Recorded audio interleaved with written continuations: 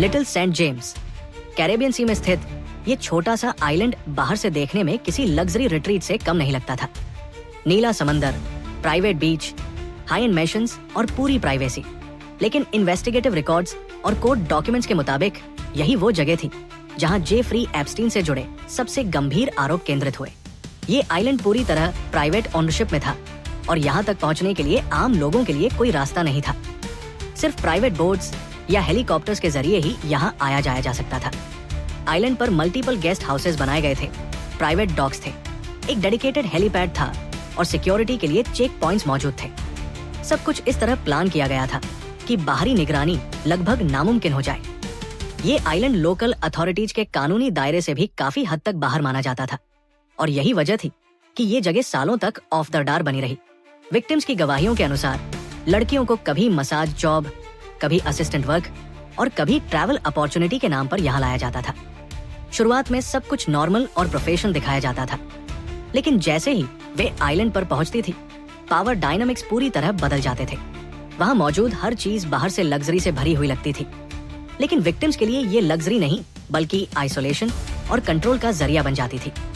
Investigations में ये भी सामने आया कि आइलैंड को जानबूझकर इस तरह डिजाइन किया गया था कि मूवमेंट पूरी तरह डिस्क्रीट रहे।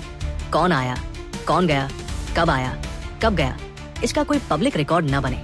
यही कारण था कि प्रोसिक्यूटर्स ने इस आइलैंड को सेंट्रल क्राइम लोकेशन के रूप में देखा। हालांकि हर एलिगेशन का कोर्ट लेवल प्रूफ अलग अलग मामलों में इवैल्यूएट हुआ, लेकिन पैटर्न हर बार एक जैसा ही सामने आया: रिक्रूटमेंट, ट्रैवल और एक्सप्लॉयटेशन। इस आइलैंड की एस्टिमेटेड वैल्यू 60 से 80 मिलियन यूएस डॉलर के बीच मानी जाती है और ये जेफरी एप्स्टीन की कुल वेल्थ का सिर्फ एक छोटा सा हिस्सा था। मीडिया ने इसे एप्स्टीन का सीक्रेट प्लेग्राउंड कहना शुरू कर दिया।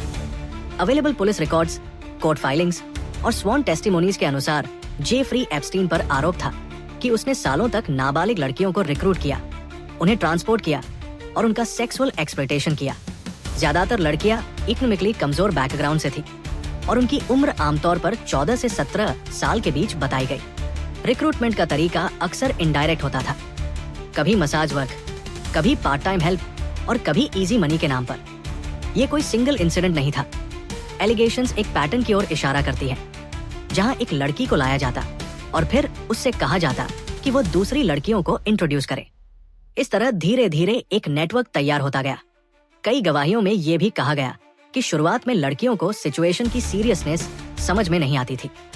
उन्हें लगता था कि ये सिर्फ एक जॉब है या एक अस्थायी अरेंजमेंट। लेकिन समय के साथ पावर इम्बैलेंस और डर इतना बढ़ जाता था कि वे बाहर निकलने की हिम्मत नहीं कर पाती थी। कुछ मामलों में ट्रैवल भी इन्वॉल्व बताया गया, फ्लोरिडा से न्यूयॉर्क और वहां से कैरेबियन लोकेशंस तक। यूएस फेडरल लॉ के अनुसार अगर किसी माइनर को सेक्सुअल पर्पस के लिए स्टेट लाइंस या इंटरनेशनल बॉर्डर्स के पार ले जाया जाए तो वो लीगली सेक्स ट्रैफिकिंग की कैटेगरी में आता है। इसमें ये जरूरी नहीं होता कि फोर्स का इस्तेमाल हुआ हो या नहीं। इंड्यूसमेंट और एक्सप्लॉयटेशन ही इसके मुख्य एलिमेंट माने जाते हैं। यही वजह थी कि 2019 में जेफरी एप्स्टीन पर सेक्स ट्रैफिकिंग ऑफ माइनर्स और कॉन्स्पिरेसी जैसे गंभीर चार्जेस लगाए गए। लेकिन सवाल ये उठता है कि अगर इतनी शिकायतें और इतने रिकॉर्ड्स मौजूद थे तो पहली बार एप्स्टीन के खिलाफ सख्त कार्रवाई इतनी देर से क्यों हुई? इसका जवाब हमें 2005 में फ्लोरिडा के पाम बीच से शुरू होने वाली कहानी में मिलता है। यहाँ कुछ टीनेज लड़कियों ने लोकल पुलिस में शिकायत दर्ज कराई कि उन्हें मसाज के नाम पर एप्स्टीन के घर बुलाया गया और वहाँ उनका सेक्सुअल अब्यूज किया गया। शुरुआत में ये मामला एक लोकल क्राइम की तरह देखा गया, लेकिन जैसे जैसे इन्वेस्टिगेशन आगे बढ़ी, पुलिस को एहसास हुआ कि ये कोई आइसोलेटेड इंसिडेंट नहीं है। पाम बीच पुलिस ने महीनों तक जांच की और मल्टीपल विक्टिम्स की पहचान की, जिनकी स्टोरीज एक दूसरे से मैच करती थी।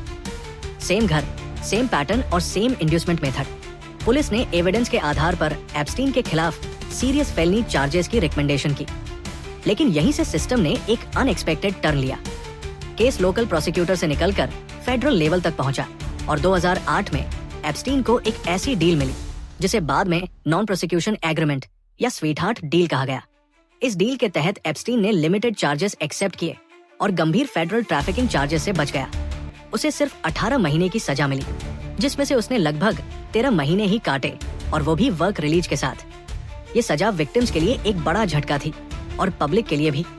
बाद में ये भी सामने आया कि इस डील की जानकारी विक्टिम्स को पहले से नहीं दी गई थी, जो कानून की स्पिरिट के खिलाफ माना गया।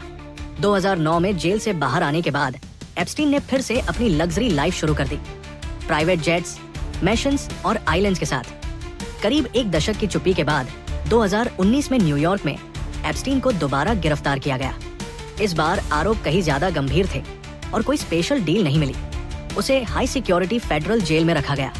मीडिया में हड़कंप मच गया, पुराने केस फिर से खुलने लगे और सवाल उठने लगे कि एप्स्टीन इतने सालों तक खुलेआम कैसे घूमता रहा।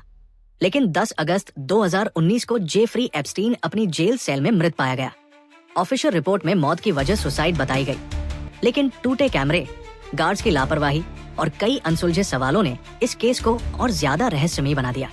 कानूनी तौर पर उसकी मौत के साथ ही क्रिमिनल केस खत्म हो गया, लेकिन कहानी खत्म नहीं हुई।